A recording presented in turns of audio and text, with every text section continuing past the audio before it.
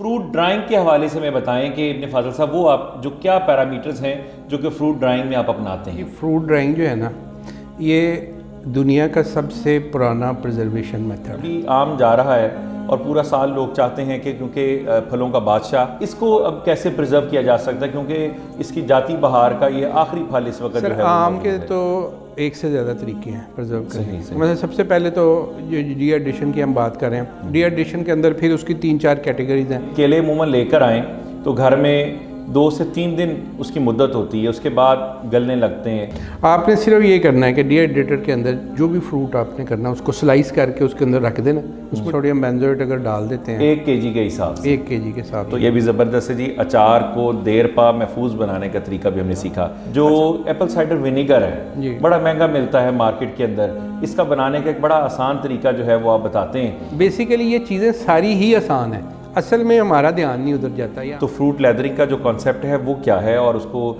फल को फ्रूट लेदरिंग में कन्वर्ट करने का क्या तरीक़ेकार है कि बच्चे उसको कैंडीज़ के तौर पे यूज़ करें। कंसेप्ट तो वही है कि फूड प्रिजर्व करनी है हमें। तो आप देखें कि अभी सेकेंड वर्ल्ड वार का एक टिन निकला था किसी मोर्चे में से, पुराने में से। अच्छा। तो उसकी उन्होंने ऑक्शन किया, एक बंदा उसने वो मटर थे, उसने वो परचेज़ किया बड़ा महंगा, उसको खोला तो वो बिल्कुल ठीक थे। बिस्मिल्लाहिर्रहमानिर्रहीम, अस्सलामु अलैकुम। बज़्म इफ्तिखार के एक नए एपिसोड के साथ आपकी खिदमत में मोहम्मद इफ्तिखार ख़ान। आज की जो हमारी बाइस इफ्तिखार शख्सियत बज़्म इफ्तिखार की ज़ीनत है, आज हम आपकी मुलाकात एक ऐसी शख्सियत से करवाने जा रहे हैं जो एंटरप्रेन्योर हैं, इंडस्ट्रियलिस्ट हैं और साथ ही साथ बहुत सारी ऐसी यूनिवर्सिटीज़ हैं जिनके साथ कोलैबोरेशन में उनको असिस्टेंस प्रोवाइड कर रहे हैं इंडस्ट्री के पॉइंट ऑफ व्यू से। आप CEO हैं खुशहाल पाकिस्तान के। आप इनको इलेक्ट्रॉनिक मीडिया के जो प्राइम चैनल्स हैं उन पर डिफरेंट प्रोग्राम में आप इनको देखते भी हैं। मेरी मुराद इब्ने फाज़िल साहब, अस्सलाम वालेकुम। जी वालेकुम अस्सलाम। Welcome to the programme sir. Thank you। और पहले तो मैं बहुत शुक्रगुजार हूँ कि आपने अपनी मसरूफियत में से वक्त निकाला और आज बज़्म इफ्तिखार के अंदर आप तशरीफ़ लाए हैं। माई प्लेयर्स। और सर इसमें ख़ास तौर पर आज ये नौजवानों के लिए और वो लोग जो एंटरप्रेन्योरशिप यानी चाहते हैं कि हम अपना स्मॉल स्केल से लार्ज स्केल की तरफ अपना बिजनेस इस्टेब्लिश करें, और वो बिजनेस जिसकी पाकिस्तान में ना सिर्फ पूरी दुनिया में मांग हो, डिमांड हो, और वो बिजनेस आपका फ्लरिश भी करे, सिर्फ वो डॉक्यूमेंटेशन के अंदर बुकिश नॉलेज ना हो, अमली तौर पे नज़र आए। इस हवाले से आज बहुत सारी बातें हमें सीखने को आज इब्ने फाज़ल साहब से मिलेंगी। पहले मैं चाहूँगा कि इब्ने फाज़ल साहब आपकी जो एक्सपर्टीज़ हैं वो फ्रूट ड्राइंग के ऊपर हैं, फलों को प्रिजर्व करना, जो कि 15 से 50% हमारी जो खुराक है, जो फल है वो डिटोरिएट हो रहा है, वो बेसिकली गल सड़ रहा है। किस वजह से? जो फंगल इन्फेक्शन की वजह से और बेशुमार प्रॉब्लम्स की वजह से। उसको रोकना और उसको प्रिजर्व करना लॉन्गर ड्यूरेशन के लिए, इसके ऊपर काम इब्ने फाज़ल साहब कर रहे हैं। फ्रूट ड्राइंग के हवाले से मैं बताएं कि इब्ने फाज़ल साहब वो आप जो क्या पैरामीटर्स हैं जो कि फ्रूट ड्राइंग में आप अपनाते हैं। सर जी, फ्रूट ड्राइंग जो है ना, ये दुनिया का सबसे पुराना प्रिजर्वेशन मेथड है। और आपको हैरानी होगी जान के कि 4000 साल पहले इंसानों ने ये काम सीख लिया था, और पाकिस्तान में आज और किसी को पाकिस्तान में हम अब लोगों को ये कह रहे हैं और उनकी मिन्नत कर रहे हैं कि भाई ये काम आप सीखें और ये करें, इसमें आपका फ़ायदा है और मुल्क का फ़ायदा। तो डिहाइड्रेशन सर सिंपल प्रोसेस है। आपको पता है कि कोई भी फ्रूट है उसके अंदर 15% से 20% तक सॉलिड कंटेंट होता है, सम केसेस में 10% भी होता है, और बाकी सारा पानी होता है। 85% उसमें वाटर होता है। अब इतना कंटेंट ऑफ वाटर है उसमें, आपको पता है सारा माइक्रो ऑर्गेनिज्म जो अब एक्टिव हो जाता है, बैक्टीरिया, फंगस, ये वो सारा। अब जब इसको वाटर कंटेंट को हम कम कर देते हैं, इसको हम 80-90% से 15-20% पे ले आते हैं, तो उनकी एक्टिविटी कम हो जाती है, माइक्रोबियल एक्टिविटी स्टॉप होगी। हाँ बस, उसके बाद इसको आप एयर टाइट पैक कर देते हैं। तो ये सिंपल सा प्रोसेस है, यानी इसमें कोई प्रिजर्वेटिव, कोई चीज़ ऐड करने की मोस्ट ऑफ द केसेस में ज़रूरत नहीं होती। मोस्ट ऑफ, ख़ास तौर पे जो हम इतने ड्राई करते हैं कि जिनको हम पाउडर्स की शक्ल में ले जाते हैं, उनके अंदर बिल्कुल कोई प्रिजर्वेटिव। मसलन वो कौन सी मिसाल के तौर पे आजकल जैसे कि आपकी ये जितनी सब्जियां हैं, अभी ऑनियन का पाउडर है, गार्लिक पाउडर आप पिज़्ज़ाज़ के ऊपर डालते हैं सारा, वो ग्रीन चिलीज़ का पाउडर है, टमाटो पाउडर है, ये सारी चीज़ें क्योंकि अब आसानी है एक्टिविटी जो आपको किचन में 2-3 घंटे की वो करनी पड़ती है प्रिपरेशन के लिए, तो उसका अल्टरनेट ये है कि आप ये सारी चीज़ें पाउडर फॉर्म में लेते हैं और आपका जो टाइम है वो सेव हो जाता है। आपने जो काम 2 घंटे में करना वो आधे घंटे में इंडिया तैयार हो जाती है। तो इस तरफ हम लोगों को लेके आ रहे हैं, वर्किंग वूमन ख़ास तौर पे।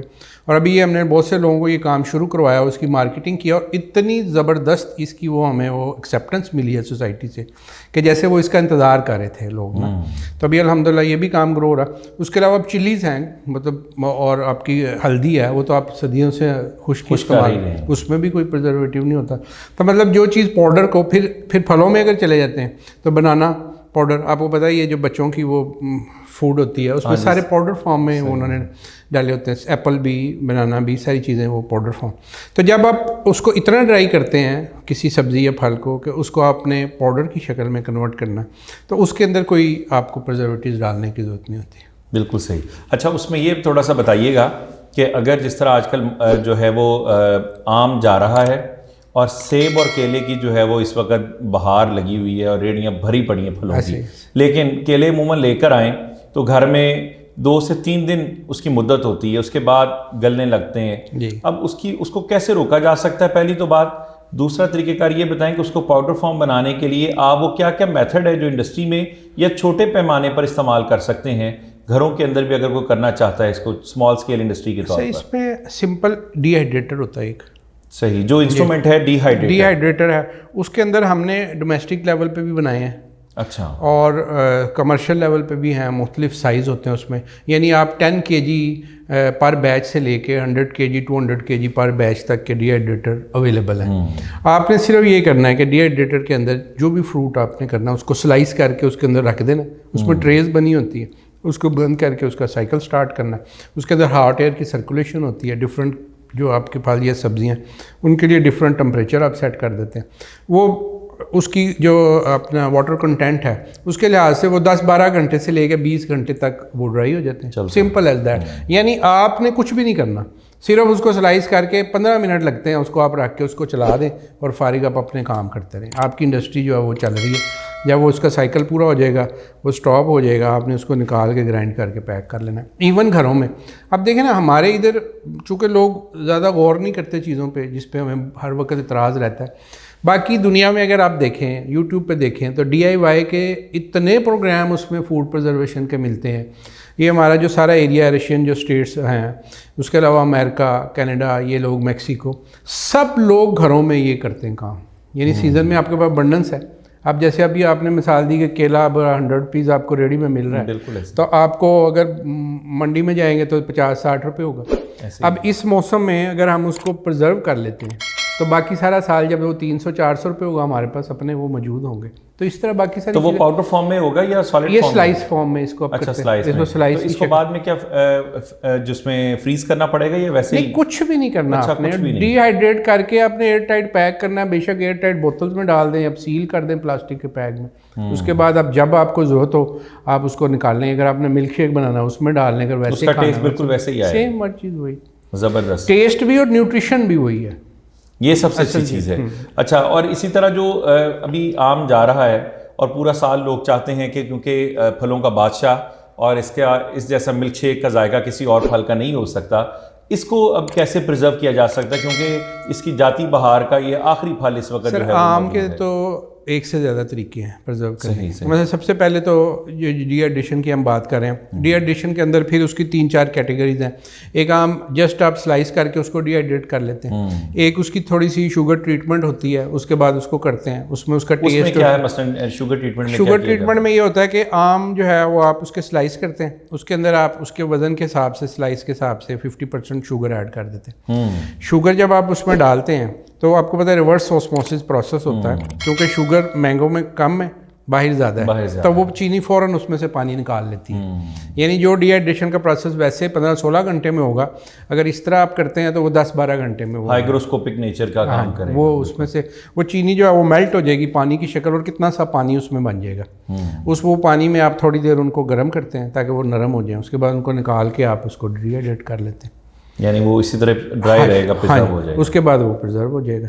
अब तीसरी सूरत ये होती है कि आप उसकी पल्प बना लेते हैं। आप पल्प को जो पैस्चराइज करते हैं, गर्म करते हैं, उसके बाद उसको ट्रेज में रख के डिहाइड्रेट कर लेते हैं। उसके लिए भी खास तौर पे पैस्चराइजेशन को प्लांट का होना जरूरी है? नहीं, सिर्फ गर्म करना आपने 85 डिग्री सेंटीग्रेड के ऊपर 15 मिनट के लिए 85 डिग्री सेल्सियस के ऊपर 15 मिनट के लिए आपने करना है उसको। उसके बाद आप उसको ट्रेज में रख के डिहाइड्रेट कर लेते हैं। डिहाइड्रेशन के बाद उसको एयर टाइट पैक। डिहाइड्रेशन के लिए डिहाइड्रेटर का होना ही जरूरी है। बहुत अगर अच्छे तरीके से आप करना चाहें तो डिहाइड्रेटर ले लें, अदरवाइज़ आप जस्ट उसको चारपाई पे रखें, उसके ऊपर प्लास्टिक का एक लिफाफा, वो मोम जमा जो होता है वो डाल दें और सनलाइट के नीचे उसको रख छोड़ें। वो डिहाइड्रेटर में अगर 1 दिन में होगा, इसमें 3 दिन में हो जाएगा। सही। और ये अप्रॉक्सीमेट जो 10 kg का बैच वाला डिहाइड्रेटर है, इसकी कमोबेश मालियत कितनी हो सकती है? ये 1,25,000 रुपये का जी, ये यानी 1.25 लाख इसकी मालियत है। और जो लोग इसको लेना चाहते हैं वो कमेंट सेक्शन में हमें जो है वो रब्ता कर सकते हैं। अच्छा, इसी तरह अपने फाजिल साहब, जो एप्पल साइडर विनेगर है बड़ा महंगा मिलता है मार्केट के अंदर, इसका बनाने का एक बड़ा आसान तरीका जो है वो आप बताते हैं, तो मैं ये चाहूँगा कि आज हमारे देखने वाले जो हैं वो उनकी नज़र भी वो तरीका जो है एक मरतबा रिपीट कर दिया जाए। वो आसान तरीका है ही आसान है, मैंने नहीं आसान किया। बेसिकली ये चीज़ें सारी ही आसान है, असल में हमारा ध्यान नहीं उधर जाता, या हमने कभी की तरफ निकल जाते हैं, हमने कभी उसको देखा नहीं, कभी गौर ही नहीं किया ना। बात वही है ना, हमारे मतलब वही एक एनवायरनमेंट बन सकी कि हम खुद से काम कर सकते हैं। अब सिरके की अगर इकॉनमी की बात करें तो कोविड में जब लोगों को पता चला कि जी इम्यूनिटी इन्हांस होती है इससे, तब यकीन करें कि हमसाया मुल्क ने एक ब्रांड बनाया हिमालय के नाम से। अच्छा। ठीक है। और उन्होंने अमेज़ोन के ऊपर अपने वो जो सेल शुरू की, उनकी जो वेबसाइट थी वहाँ से जो डाटा हमने लिया, उन्होंने तकरीबन 10 अरब रुपए पाकिस्तानी का सिरका 1 साल में बेचा। अब आप अंदाज़ा लगाएं कि अगर हम 10 अरब रुपए का सिरका अगर बेचते हैं पाकिस्तान वाले बाहर की दुनिया में, तो हमारे कितने हज़ार लोग जो हैं वो गुर्बत से बाहर आ सकते हैं। अच्छा, अब बनाना इसको कितना आसान है, आपने सिर्फ जूस निकालना है एप्पल का। और एप्पल भी आप देखें कि आप वो लेने हैं आपने जिनको आप मार्केट में आप समझें कि जी ये सेलेबल नहीं है। मिसाल के तौर पे बहुत शानदार बड़े बड़े सेब हैं, वो आपको अच्छी कीमत में मिल रहे हैं। अब आपके दरख्तों पे कुछ छोटे सेब भी होंगे, वो आप ले लें। आपको पता है यार ये मुझे अच्छी प्राइस नहीं मिलेगी, आपको जूस चाहिए क्योंकि न्यूट्रिशन वैल्यू तो उसकी पूरी है। पका हुआ सेब आपने ले लिया, उसका आपने जूस निकाल लिया। अगेन वही कि जी उसको आप पैस्चराइज करते हैं 15 मिनट के लिए 85 डिग्री सेंटीग्रेड पे। उसके बाद यीस्ट जो आप खानों में डालते हैं, उससे आप उसको जो है वो थोड़ा सा उसमें डाल देते हैं यीस्ट। अच्छा, जो उसका जूस निकाला है, जूस जो पैस्चराइज किया है, पैस्चराइज किया, उसके बाद उसको कपड़े में से भी निकालना है, फिल्ट्रेशन कुछ नहीं? फिल्ट्रेशन तो पहले आपने कर ली ना। बिल्कुल। पहले आप जब जूस निकालते हैं उसको आपने फिल्टर किया, ठीक है। फिल्ट्रेशन के बाद फिल्ट्रेशन जो है वो किसके करने के लिए कौन सा फिल्टर जो है वो यूज़ किया जाए? ऑर्डिनरी आप कपड़े में भी कर सकते हैं, मलमल के कपड़े में कर लें। मकसद ये है कि उसके अंदर पार्टिकल्स ना आए। सही। अगर वो पार्टिकल थोड़े बहुत आ भी जाएं तो वो सेटल हो जाएंगे, उसकी कोई मसला नहीं है उस प्रोसेस के अंदर। लेकिन आप उसको फिल्टर, जो चाय वाला जो वो सिफ्टर होता है, छान पौनी होती है, उसके अंदर कर लें आप। किसी भी वो चीज़ के अंदर आपने उसको फिल्टर कर लेना। फिल्टर करने के बाद पैस्चराइज का तरीका मैंने बता दिया कि 85 डिग्री सेंटीग्रेड के ऊपर आपने 15 मिनट को गर्म किया। उसके अंदर जो बैक्टीरियाज वगैरह थे वो सारे हमने ख़त्म कर लिए। अब हमने उसमें यीस्ट डालनी है। यीस्ट आपको आराम से मिल जाती है हर जगह से, ठीक है जी। अगर फ़र्ज़ करें हमारे पास 5 किलो सेब हैं तो उसके अंदर 1 चम्मच हम यीस्ट डाल देंगे। खाने का चम्मच या चाय का चम्मच? नहीं, वो तो उसने ग्रो ही करना है। वो 1 चुटकी भी डाल देंगे तो 1 दिन लेट ग्रो कर जाएगी, क्योंकि वो तो ग्रो ही करेगी ना। तो वो आप समझ लें कि आधा चम्मच भी डाल देंगे तो वो ठीक है, अनफ है। उसको आपने मलमल के कपड़े से बंद करके उसको रख जार को, बस। ये आपका टोटल प्रोसेस है। पहले आपके रहेगा इसमें जो प्रोसेस होता है वो ये होता है कि पहले जो 3, 4, 5 दिन यीस्ट रिएक्शन करता है, उसके अंदर जितना आपके पास मिठास है, जो उसमें ग्लूकोज है, उसको ये अल्कोहल में कन्वर्ट कर देता है। बिल्कुल सही। अच्छा, उसके बाद नेचर के अंदर बैक्टीरियाज होते हैं, वो उसके अंदर चले जाते हैं। अदरवाइज़ फिर हम क्या करते हैं कि हम जो नेचुरल विनीगर है कोई, उसकी एक जाग, जिस तरह दही को लगाते हैं, 1 चम्मच वो भी, उसकी 1 चम्मच आपने 5-6 दिन बाद, 5-6 दिन में इसके अंदर बॉयल आता है, कार्बन डाइऑक्साइड निकलती है, वो आपको पता चल जाता है कि बॉयल आ रहा है। उसके बाद 5-6 दिन के बाद आपको पता चलेगा जी ये कार्बन डाइऑक्साइड निकलनी बंद हो गई है, सारी अल्कोहल जो है वो शुगर अल्कोहल में कन्वर्ट हो गई है। उसके बाद आपने ऊपर से अगर कोई झाग वाग है उसको उतार दें, उसके अंदर 1 चम्मच असल खालस सिरका कहीं से लेके वो डाल दें। सही। उसके बाद आपने उसको रख छोड़ना है 1.5 महीने 2 महीने टेम्परेचर के हिसाब से, रूम टेम्परेचर के हिसाब से 2 महीने 2.5 महीने के अंदर वो सारी जो आपका इसमें जो अल्कोहल है वो उसके अंदर कन्वर्ट हो जाएगा। उसके बाद आगे उसका ये सिंपल pH टेस्ट का प्रोसेस होता है, वो फिर आगे डिटेल में अगर कोई जानना चाहे तो उसको हम बता देंगे। अदरवाइज़ ये आपका सिरका तैयार है। 1.5 माह लगेगा उसको तैयार होने 1.5 से 2 महीने में ये सारा। सही, यानी बड़ा ज़बरदस्त है और कि ये आप घर पे बेहतरीन रखते मतलब मैचलेस चीज़ है ये इस जैसी चीज़ आपको मार्केट से भी नहीं मिलेगी जब आप खुद। बहुत खूब, बहुत खूब। अच्छा इब्ने फाजल साहब, वक्त की किल्लत को देखते हुए मैं आपसे एक और सवाल पूछना चाहूँगा। फ्रूट लेदरिंग का कॉन्सेप्ट जो है वो पूरी दुनिया में चलता है। हमारे यहाँ तो कैंडीज़ आर्टिफिशियल फ्लेवर लोग खाते हैं, तो फ्रूट लेदरिंग का जो कॉन्सेप्ट है वो क्या है, और उसको फल को फ्रूट लेदरिंग में कन्वर्ट करने का क्या तरीक़ेकार है कि बच्चे उसको कैंडीज़ के तौर पे यूज़ करें? सर जी कंसेप्ट तो वही है कि फूड प्रिजर्व करनी है हमने। यानी एक सिंपल सी बात है कि किसी भी फल का जो टाइम पीरियड है वो 1 से 1.5 माह 2 माह है, ठीक है। अब उस दौरान उसकी बर्डनेस इतनी हो जाती है कि वो सारा कंज्यूम नहीं हो पाता। बिल्कुल सही। वो इकोनॉमिकली आप देखें कि वो जब बर्डनेस में आएगा तो उसकी प्राइस कम आ जाएगी, तो वो जिसने लगाया उसको कोई फ़ायदा नहीं हो रहा। अब क्या है कि आपने उसका एक पोर्शन लेके उसको आपने प्रिजर्व कर लेना ताकि लेटर ऑन आपको इसकी अच्छी प्राइस मिल जाए। यही प्रिजर्वेशन की सारे प्रोसेस हैं और इनकी थ्योरी यही है कि जिस बर्डनेस में ज़ाया ना हो, जैसे हम लोग 40-50% अपना फ्रूट ज़ाया करते हैं, फल जब आ गया तो हमारे पर कोई इस्तेमाल नहीं है। हमारी तो खुशकिस्मत बकरियां और भैंसें हैं जो सेब खाती हैं, आपको पता ही है। बिल्कुल सही। अब अगर यही सारे मेथड हमने सीखे हों तो हम वो सारी चीज़ें अपनी प्रिजर्व करें।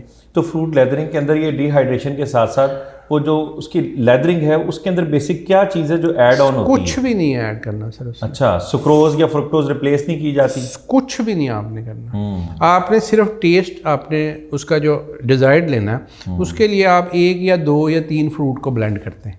सही। मिसाल के तौर पे खुबानी और आलू बुखारे का सीज़न है। अब खुबानी का अगर फ्रूट लेदर बनाते हैं तो वो मिठास की तरफ चले जाएगा, उसमें आप थोड़ा सा आलू बुखारा 25% डाल देंगे तो वो बड़ा अच्छा टेस्ट बन जाएगा। अगर उसमें थोड़ा सा नार डाल देंगे तो और मज़े का हो जाएगा, कलर भी अच्छा हो जाएगा। तो उसको क्या ग्राइंड किया जाएगा? आप पल्प बनाते हैं ना, यानी कि खुबानी है उसकी गुठली निकाली, आलू बुखारे की गुठली निकाली, उसको आपने ग्राइंडर मशीन में डाल के उसको ग्राइंड कर लिया। पानी ऐड नहीं करना? नहीं, कुछ भी, पानी तो निकालना हमने। सही सही। अल्टीमेटली फ्रूट लेदर में मॉइस्चर कंटेंट कम है ना, तो पानी क्यों ऐड करेंगे हम? पानी ऐड। अब आप इसके अंदर आप नमक चीनी अपनी मर्जी का जायका बना लें। 1 चम्मच चीनी डाल लें, थोड़ी सी नमक की चुटकी, लीमू डाल लें, व्हाट्सएवर। यानी ये मीठा भी होता है, ये नमकीन भी होता है, ये खट्टा भी होता है, इसमें वैरायटी ऑफ टेस्ट। यानी चॉपर में आपने इन तमाम को मिक्स करके चॉप कर इसको ग्राइंड कर लिया आपने, फाइन ग्राइंड। चॉपर में तो आप पीसीज बनेंगे ना, इसको आपने बिल्कुल फाइन ग्राइंड कर लिया। उसके बाद आपने इसको पैस्चराइज करना है, वही 85 डिग्री सेंटीग्रेड पे आपने गर्म करना है इसको जो डायरेक्ट हीट किया जाएगा? हाँ जी, उसमें किसी भी पॉट में डाल के आप इसको गर्म कर लेते हैं। क्योंकि 85 डिग्री है तो वो इतनी बहुत ज़्यादा तो आग चाहिए नहीं होती, थोड़े से टाइम में आपने वो टेन कर। ये टेम्परेचर का जो मेंटेनेंस है ये कैसे रखनी पड़ेगी? माइक्रोवेव ओवन यूज़ करना पड़ेगा? नहीं, माइक्रोवेव में नहीं, आप चूल्हे पे भी कर सकते हैं। उसमें यह है कि वाटर बाथ में रख लें अगर आपको ज़्यादा आसानी, या फिर टेम्परेचर थर्मामीटर एक ले लेते हैं हम, उसको वो डाल के तो चेक कर लेते हैं। यानी 85 से ऊपर नहीं जाने? उसमें ऊपर जाएगा तो कुछ न्यूट्रिशन उसकी वेस्ट हो जाएगी, वरना होता कुछ नहीं है। फ्रूट लेदर भी बन जाएगा, टेस्ट भी बन जाएगा, लेकिन उसमें से कुछ आपके विटामिन्स और कुछ ऐसी चीज़ें जो आपके लिए इंतहाई फायदेमंद, खासतौर पे जो फाइटोकेमिकल्स एंटीऑक्सीडेंट हैं, तो वो ज़रा नाजुक होते हैं। जितनी महंगी कीमती चीज़ होती है आपको पता उतनी नाजुक होती है। तो वो हम इसलिए कहते हैं कि जी 85 पे आप 10 से 15 मिनट कर लें, बैक्टीरियाज मोस्टली आपके वो ख़त्म हो जाते हैं। उसके बाद आपने वही उसको ट्रेज में डाल के डिहाइड्रेट कर लेना, और ये आपका फ्रूट लेदर जो ये फ्रूट लेदर आपका बन गया। सही। यानी इसको अगर आप एयर टाइट में बंद करते हो तो पूरा साल इस पे कोई फंगल इन्फेक्शन इसको कुछ भी नहीं होता। फ्रूट लेदर वो सारी दुनिया करती है जी, सारी दुनिया। हम बाइक जाते हैं, हम लेके आते हैं, बच्चों को खिलाते हैं शौक से। और पहले लगता था कि पता नहीं, ये जब शुरू में मैंने देखा था, मैंने कहा पता नहीं कितना मुश्किल प्रोसेस होगा। फिर एक दफ़ा हमने उनको देखा, ख़ासतौर पर रिक्वेस्ट की कि जी, तो पता चला कि ये तो मतलब ऐसा काम है, बल्कि इवन हमने ये एक इनकी जो रशियन स्टेट थी वहाँ पे हमने देखा एक दफ़ा, वो ख़ातून ने गत्ते के डब्बे नहीं होते जैसे जूती का वो कवर होता है, वो एक कवर है, उसके नीचे उसने बटर पेपर रखा हुआ, ठीक है, उसके ऊपर वो ग्राइंड करती है, उसको हीट करके वो डाल देती है। अच्छा, अब उनकी इन्वायरमेंट बड़ी नीट एंड क्लीन है, डस्ट वस्ट नहीं है, तो घर के बाहर उसने लॉन के ऊपर ना वो 50-60 इस तरह के वो डब्बे डाल दिए। अच्छा, एक दिन वो वैसे खुश्क होते हैं, नेक्स्ट डे वो उनको उठा के तो क्लिप के साथ जैसे कपड़े टांगते हैं ना, वैसे उसने हैंग कर दिए। गिरते नहीं है। हाँ, वो फिर इतने एक दिन में इतना मजबूत हो जाता है, और पीछे पेपर भी होता है उसके, बटर पेपर, तो वो उसको लगा दिए। जब देखिए आप कहते हैं यार ये कमाल है, इतना ईजी। और वो 3 दिन के बाद अब उसको आप टच करते हैं, आप स्टिक नहीं करेगा हाथ से, यानी ये उसका वो एंड पॉइंट है कि जैसे आप उसको हाथ लगाएं वो हाथ के साथ स्टिकिंग ना, वो एंड पॉइंट है उसका। उसके बाद उसको निकाल के वो रैप करके आप उसको एयर टाइट पैक कर लें, आप बेचना आप भेज दें उसको, जो भी करें। ज़बरदस्त है। तो अभी ये देखें, ये यूरोप में, अमेरिका में आप दुकानों पे जाते हैं, बच्चे यही खाते हैं ना उनके, और वो पीछे यहाँ से इवन ईरान से एक्सपोर्ट होता है, ये बहुत ज़्यादा उधर जाता है, फ्रांस, जर्मनी, ये रशियन स्टेट से यूरोप में जाते हैं। तो मतलब ये इतना आसान काम है कि ये हमारे लोग आराम से कर सकते हैं। हमारे यहाँ तो इब्ने फाजिल साहब जो आम तौर पर सिलसिला चलता है वो वेजिटेबल्स या दीगर अशिया को प्रिजर्व करने के लिए अचार डाला जाता है। अच्छा, उस पे भी अमूमन लोगों की शिकायत होती है कि ज़रा सा ऑयल नीचे जाता है तो फंगल इन्फेक्शन स्टार्ट हो जाता है। हाँ, वो तो जाहिर है, ऑयल में डिप रहता है तो बिल्कुल। और उसमें क्या ऐसी चीज़ है, कोई ऐसा प्रिजर्वेटिव ऐड करने से कि जिसको आप उसका फंगल ग्रोथ रोक सके, कोई ऐसा है? कमर्शियल जितने अचार हैं अगर आप उनके ऊपर पढ़े ना, तो उन्होंने लिखा होता है उसमें एसिटिक एसिड भी डाला होता है, और उन्होंने साथ सोडियम बेंजोएट भी डाला होता है। जितने ब्रांड हैं उनको अगर आप इंग्रेडिएंट पढ़ते हैं तो उस पर ये दोनों चीज़ें उन्होंने डाली। तो ये दोनों चीज़ें कितनी क्वांटिटी में अप्रॉक्सीमेट ऐड की जा सकती है? जो सोडियम बेंजोएट है उसकी मैक्सिमम लिमिट 2% है। अच्छा, यानी जितनी क्वांटिटी है उसकी 0.2%। 0.2% यानी पर केजी 2 ग्राम, ये मैक्सिमम लिमिट मैक्सिमम है। और अगर आप 1 ग्राम की रेंज में रखें तो वो सेफ लिमिट रहती है। ठीक हो गया। और दूसरा एसिटिक एसिड? एसिटिक एसिड 3% के करीब उसमें डालते हैं। ठीक हो गया। यानी अगर 1 kg है तो उसके अंदर कितना ऐड होगा? वो 3 ग्राम ऐड होगा। 0.3%। तो यानी इससे आपका जो है जो आपका 3 ग्राम एसिटिक एसिड और जो 1 ग्राम सोडियम बेंजोएट अगर डाल देते हैं 1 kg के हिसाब से, 1 kg के हिसाब तो ये आपका फंगल ग्रोथ कभी भी नहीं वो होती। बेहतरीन। ये भी ज़बरदस्त है जी। अचार को देर पा महफूज बनाने का तरीका भी हमने सीखा। अच्छा, खुशहाल पाकिस्तान का प्लेटफॉर्म जो है वो और किन किन चीज़ों के ऊपर वर्किंग कर रहा है पाकिस्तान में? अच्छा जी, अभी तो हम फूड पे ही लगे हैं। उसके अंदर हमारा टारगेट ये है कि लोग इस काबिल हो जाएंगे हम एक्सपोर्ट में जाएं। हमने टिन पैकिंग के ऊपर भी वर्कशॉप्स करवाई हैं, हमने वैक्यूम पैकिंग के ऊपर करवाई हैं। अब मैं चाहूँगा कि इसने आपने दरमियान में इंटरप्ट करूँगा मैं, तो जो हमारी वैक्यूम पैकिंग है या टिन पैकिंग है उसकी क्या बेसिक टेक्निक है? कि लोग अभी देखें हमारे यहाँ कैनिंग का कॉन्सेप्ट बहुत कम है, लेकिन अभी भी जो लोग उम्रा के लिए जाते हैं या नॉर्दर्न एरियाज़ में जाते हैं, जो लोग सेंस रखते हैं, ट्रैवलिंग का शौक़ रखते हैं, वो कैनिंग करवाते हैं फूड की ना, कुक फूड की। तो उसमें क्या क्या टेक्निक जो है वो यूज़ की जाती हैं? सर जी, टेक्निक वही है कि ये इतना आसान है, जितना मतलब है कि आप समझ लेंगे एक आपने कोला की बोतल खोलनी है और उसको पी लेना। ज़बरदस्त। इतनी ये सारे काम ही इतने आसान है, इसलिए हम एक दिन की वर्कशॉप कराते हैं, एक दिन की ट्रेनिंग करवाते हैं, लोग सीख जाते हैं। उसके बाद जो उसको में कोई चीज़ मसला होता है वो हम उसको फॉलोअप देते हैं। तो अब टिन पैकिंग जो एक मशीन होती है टिन पैकिंग की, टिन आपको बना बनाया मिल जाता है, उसमें आप एक लिड है और एक टिन है, ठीक है जी। अब आपने क्या करना है कि हॉट दोनों को करना, लिड भी हॉट होनी चाहिए और ये भी हॉट होनी चाहिए। अच्छा। हॉट का मकसद है वही बात के बैक्टीरिया, बॉइलिंग वाटर में हम उसको रख छोड़ते हैं, दोनों को जो चीज़ हमने पैक करनी है वो भी हॉट होगी, ठीक है जी। अब टीन आपने निकाला, उसमें से टोंग की मदद से, हाथ नहीं तो लगा सकते बॉइलिंग, उसको आपने एयर से या किसी चीज़ से उसको वाटर उसमें से रिमूव कर दिया जो हॉट वाटर है, या वैसे ड्रेन कर दें अगर पानी वाली कोई चीज़ है तो। जैसे फ्रूट है तो फ्रूट आमतौर पे उसमें वो शुगर का वो सोल्यूशन होता है, तो वो शुगर का सोल्यूशन भी उसी टेम्परेचर पे होगा 85 या 90 डिग्री, वो आप उसके अंदर जितना फीड करना कर देते हैं। बिल्कुल। उसके बाद वो मशीन के ऊपर प्लेटफॉर्म पे उसको रखते हैं, लीड रखते हैं, तो वो 10 सेकंड के अंदर वो उसको सील कर देती है। और मशीन जो है वो मैक्सिमम कोई इस टाइम कोई 2 लाख रुपए उसकी वैल्यू होगी, जो टिन पैकिंग का, यानी कि बहुत हवा नहीं है, कोई इसके बाद ऐड नहीं कुछ भी नहीं इसमें। और इसके बाद दोबारा आपने वो जो टिन है वो इसी बॉइलिंग वाटर में रख देना, यानी आपने वो सारे जितने रखे हैं वो सारे करके उसको फिर आपने 15 मिनट के लिए बॉइलिंग वाटर में रख छोड़ना। उसके बाद इसकी बेसिकली जो लाइफ है ना वो अनलिमिटेड होती है टिन पैकिंग की, लेकिन आप उसको 2-3 साल एक्सपायरी लिख देते हैं, उसके अंदर चलता रहता है। अच्छा, इसी तरह जो स्पेशली टेम्परेचर जो बियर नहीं कर सकता food, for example cook food की कैनिंग आजकल चल रही है, उसको वैक्यूम नहीं, वो जो कुक फूड जितनी आप करवाते हैं वो सारी इसी तरीके से होती है। अच्छा, वो इसी से बिल्कुल यही उसका प्रोसेस, यानी उसको भी इसमें से आप देखें ना, आपने कभी अगर एक्सपीरियंस किया है तो आप घर से खाना लेके जाते हैं, जब हम टीन खोलते हैं तो वो थोड़ा ज़्यादा गला होता है जितना हमने दिया होता है ना, वो आप देखें तो उसमें वो अगर कोई गोश्त वोश्त है तो हड्डियाँ उसकी लहदा से, यानी वो ये कहते हैं कि 90% कुक्ड होना चाहिए, पार्शली कुक्ड। हाँ, तो वो जो 15 मिनट का टाइम उन्होंने देना है उसको, बेसिकली इसका जो प्रिंसिपल है वो है कि ऑटोक्लेव के अंदर ना इसको हम, जैसे प्रेशर कुकर नहीं होता, प्रेशर कुकर के अंदर 14 PSI प्रेशर होता है, इसको 14-15 PSI पे हम 10-15 मिनट रखते हैं, क्योंकि जो खाने वाली जितनी चीज़ें हैं उनके अंदर बैक्टीरियाज तो और जो ये वायरस वगैरह हैं ये बहुत जल्दी ख़त्म हो जाते हैं। इनमें जो सबसे स्ट्रॉन्ग चीज़ होती है ना वो फंगस होती है। जो फंगस के स्पोर है ना उनको ज़्यादा हाई टेम्परेचर पे ज़्यादा टाइम लगता है। अब वो जब सारी चीज़ें आपने इसमें से ख़त्म कर दी हैं उसके बाद उसका कंसेप्ट ही ख़त्म हो गया ख़राब होने का। तो आप देखें कि अभी सेकेंड वर्ल्ड वार का एक टिन निकला था किसी मोर्चे में से, पुराने में से। अच्छा। तो उसकी उन्होंने ऑक्शन किया, एक बंदा उसने वो मटर थे उसमें, उसने अपने देखा होगा शायद यूट्यूब पे, उसने वो परचेज किया बड़ा महंगा, उसको खोला तो वो बिल्कुल ठीक थे। यानी आप अंदाज़ा करें ये सेकेंड वर्ल्ड वॉर की बात हो रही है, सेकेंड वर्ल्ड वार, और ये पिछले साल की वीडियो है कि उसके वो बिल्कुल ठीक थे, 60-70 साल के बाद वो एडिबल थे, खाए जाने के काबिल थे। तो जब उसमें से आपने बैक्टीरियाज ख़त्म कर दिए, हर चीज़ ख़त्म कर दी, तो वो खाना जो है वो फिर आपका फॉर एवर। ज़बरदस्त। अच्छा, इसके अलावा जो खुशहाल पाकिस्तान है वो वैक्यूम, जो उसका क्या कॉन्सेप्ट है वैक्यूम के? सर वैक्यूम का ये है कि एयर के अंदर मॉइस्चर है, एयर के अंदर आपको माइक्रोब्स हैं, तो अगर आप वैक्यूम पैकिंग करते हैं, फिर ख़ास तौर पे जो आपके एरोबिक बैक्टीरियाज हैं उनको ऑक्सीजन चाहिए होती है ज़्यादातर, जो स्पॉइल करते हैं इसको। तो जब आप उसमें से एयर निकाल देते हैं सारी, तो उसके अंदर से मॉइस्चर भी निकल गई, उसके अंदर से बैक्टीरियाज भी निकल गए और ऑक्सीजन भी, हर बैक्टीरिया उसमें जो उनके साथ लगे हुए हैं उनको ऑक्सीजन नहीं मिल रही, तो उससे उसकी लाइफ प्रोलॉन्ग हो जाती है। यानी लेकिन वो ये जो टेक्निक है इसमें हम कोई 6 महीने या साल भर के नहीं उसको कर सकते। ये टेक्निक है कि जिसकी लाइफ 1 दिन है या 2 दिन है उसको हम हफ्ता 10 दिन के लिए प्रोलॉन्ग कर सकते हैं। बिल्कुल सही।